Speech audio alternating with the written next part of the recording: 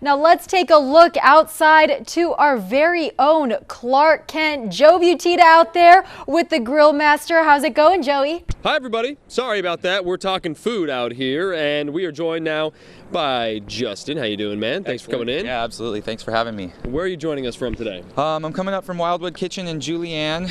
We're going to talk about a spice rub that's been in my family for a really long time. My dad came up with this one back in '91, and I use it at both restaurants. And let's just get started here. We only got about All right, it is a perfect weekend to start barbecuing, and we got Father's Day coming up as well.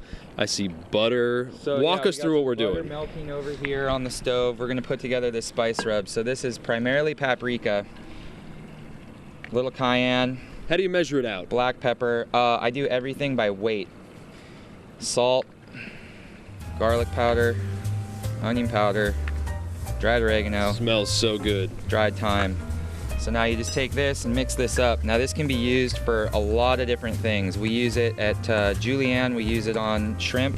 I've got some oysters under the lid here. Ooh, those look great.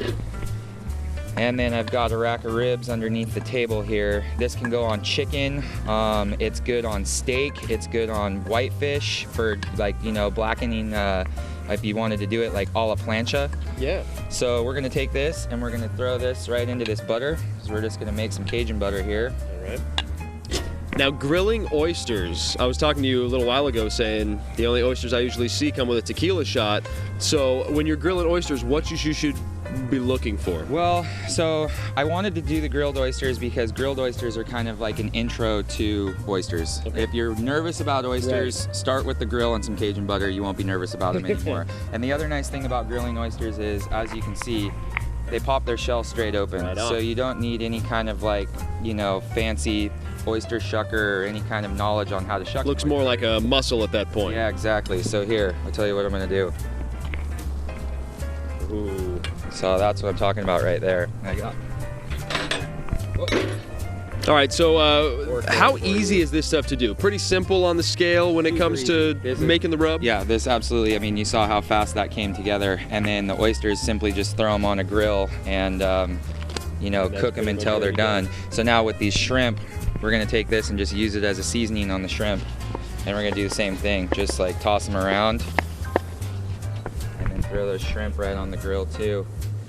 This is it's such a versatile, such a versatile spice rub.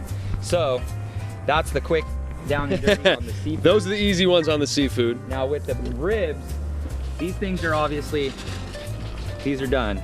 Now we roll it up. Yeah, right? Intro to oysters, man, I'm telling you. So with the ribs, what we do is we brine the ribs overnight, we take them off a brine, and then we rub them down with this spice rub.